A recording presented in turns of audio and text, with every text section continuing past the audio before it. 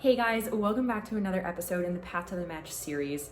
Up until this point, we have gone through how to prepare your application, how to submit your ERAS application, how to prepare for the interview, how to crush the interview. So that brings us to this point, which is post-interview, things you should be doing after the interview is over.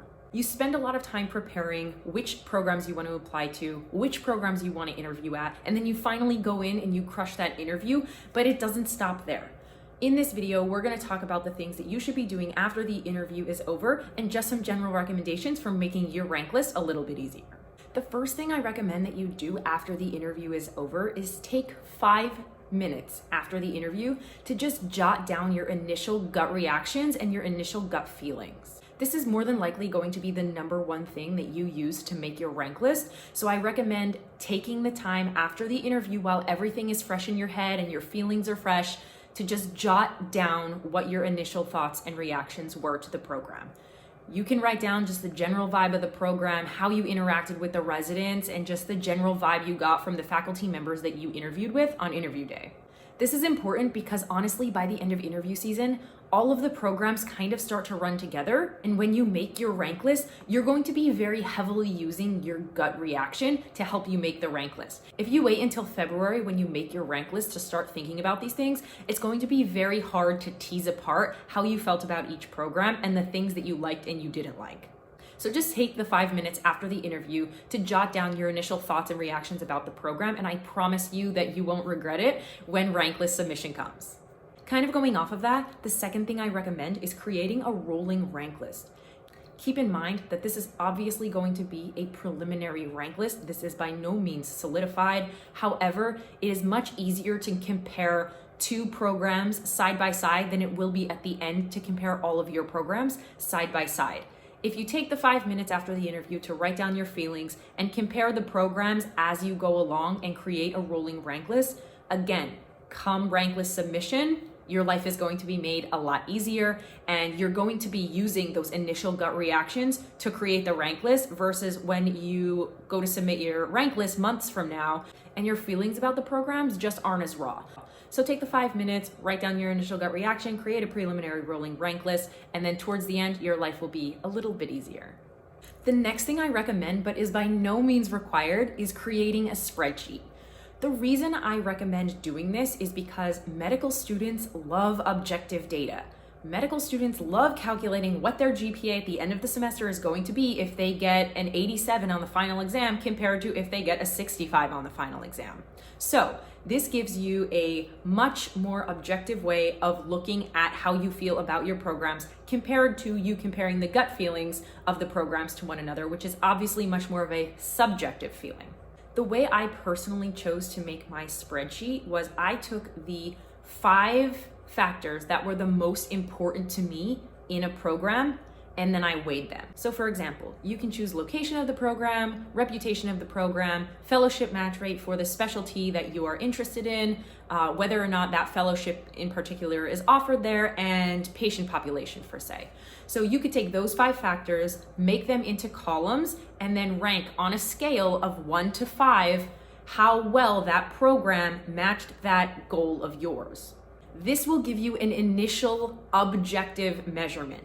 However, if you are much more interested in where the location of the program is compared to whether or not they have the fellowship you're interested in pursuing, you can always weight the location more. For example, you can multiply the number that you gave location by 5 if that is the most important factor to you. And if camaraderie amongst residents was something a little less important, you can leave it at a weight of 1 or even multiply it by 2 to give it a weight of 2. At the end, you can total all of these up and see what your objective measurement for each program was. You don't have to use this to create your entire rank list. Obviously, gut feeling plays a humongous role. And I strongly recommend that that is what you use to make your rank list. But when you're trying to decide between your 4 and 5, or maybe your 5 and 6, the objective measurement might come in handy. The fourth thing I recommend doing after the interview is sending a thank you letter, unless the program specifically asks you for no post-interview communication. Let me repeat that. If on your interview day, your program tells you, please do not send us post-interview communication. You should not send them a thank you card because that's post-interview communication. Relax, it's fine. No one else is sending a thank you letter either. They specifically ask you not to, so please don't do it. However, if they didn't state this, then you probably should send them a thank you letter just to let them know that you appreciated the invite and you enjoyed the interview. So which is better, a card or an email? They both have pros and cons, and honestly, it doesn't really matter which one you send. The pros to sending an email are obviously that it's super fast and takes almost next to no time. You know if it gets delivered or not, because if it doesn't get delivered to the email, you're going to get it rejected back to your email and it's going to tell you that the message was not delivered. And third, it's free. However, the cons are that program directors are getting a ton of thank you letters and they might not even read yours. They might just leave it in their inbox or honestly just delete it. They're very easy to get looked over. In contrast, handwritten thank you cards are 1, a little bit more personal. 2, if someone receives the letter, they're probably going to open it. Think about it. If you got a letter or a card from someone, you would be curious and you would open it. So more than likely, they're actually going to read it. However, the cons of this are that they're expensive, they're time consuming, and you don't know if they ever get delivered because most programs won't thank you for sending them a thank you card. It's a lot of communication. Regardless of which method you choose, it is sufficient and it should be made personal. Obviously, you want to thank the interviewer in your thank you letter for the opportunity to interview, and I personally used to make mine very specific to what we talked about on interview day. If I talked about a particular book with an interviewer, I let them know that I really enjoyed the conversation about whatever book we talked about. If I talked about my travels with someone, I let them know that I really enjoyed sharing my travel stories with them. Make them specific. Yeah, it's a lot of work, but you already went through a lot of work to get the interview and go on the interview. You may as well top it off with a great thank you letter. So now, who should I be sending my thank you letters to? Well, that one's pretty easy. Anyone that you interviewed with, you should be sending a thank you letter to. If you interviewed with 4 faculty members on interview day, you should be writing 4 faculty members a thank you letter or email. And they should each be personalized. A lot of people tend to ask, should I write the program director a thank you letter? Well, if you interviewed with the program director, you should of course write them a thank you letter. If you didn't interview with the program director, in my opinion, you don't necessarily need to write them a thank you letter. In my instances, I think I had 2 or 3 programs where I didn't interview with a program director. I actually interviewed with the assistant program director. And so I just wrote the person I interviewed with, in that case, the assistant program director, a thank you letter, and it was sufficient. And the reason why I say this, even if you don't meet the program director, most programs have a meeting after interview day to kind of make a preliminary rank list. They have a meeting about the candidates, what qualities about each candidate they interviewed that they liked, which ones they didn't like, which ones they feel might fit in, and which ones they feel might fit a little better somewhere else. So even if you didn't interview with the program director and you didn't send them a thank you letter, if you did interview with an assistant program director and you did write your assistant program director a thank you letter, that's still probably going to be communicated in the meeting when they're deciding on the rank list. So in summary, all faculty members that you interview with on interview day, unless they specifically ask you for no post-interview communication, are the people that you should be writing a thank you letter or email to. In addition, I used to write a thank you letter to the residency program coordinator as well. Here's why. During in-person interviews, the residency program coordinator is the one who sends out all of the interview invites. They schedule all of the interviews. They're the one you communicate with when you have a conflict and 2 interviews on the same day when you're still really interested in interviewing at that program. They're the ones who set up the breakfast. They're the ones who set up the catering and things like that. Residency program coordinators play a huge role in interview day, especially in the in-person interviews. So I used to personally take the time to also write a short thank you letter to them as well, letting them know that I appreciated all the accommodations that were made for me for my interview day and also for making the interview day go as smoothly as it possibly could. Obviously, I've never had the virtual interview experience. I don't know how much the residency program coordinators are involved in the interview day. There is no harm in sending it to say thank you anyways. Just a few other things to touch on. Keep in mind that ACGME actually discourages post-interview communication between applicants and program directors. Why is that? Well, if you're watching this, you're probably registered for the match, and you know just how stressful that is.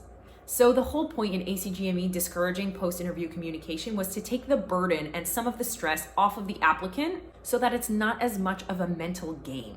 You don't have to second guess yourself and play a mind game guessing whether or not if your thank you letter received a response, that means they liked me, versus if it didn't receive a response, it means they didn't like me.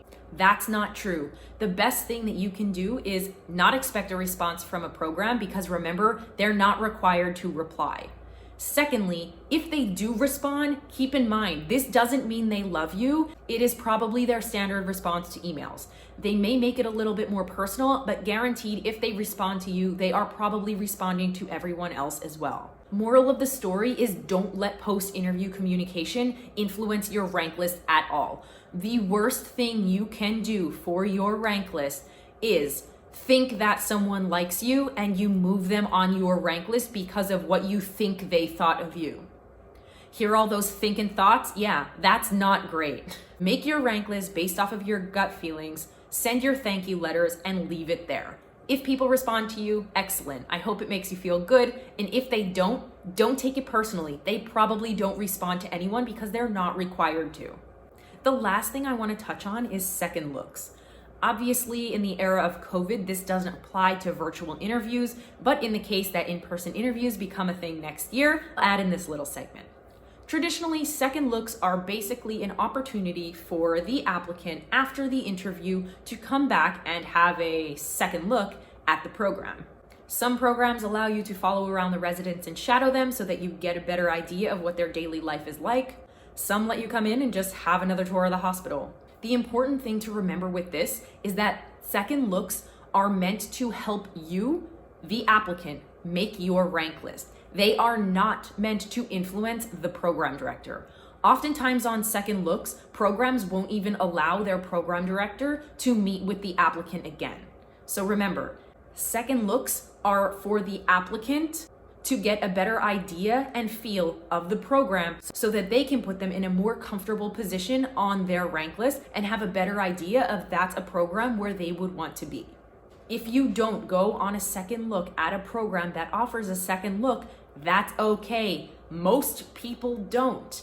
Again, it is meant to help you with your decision, not programs with their decision.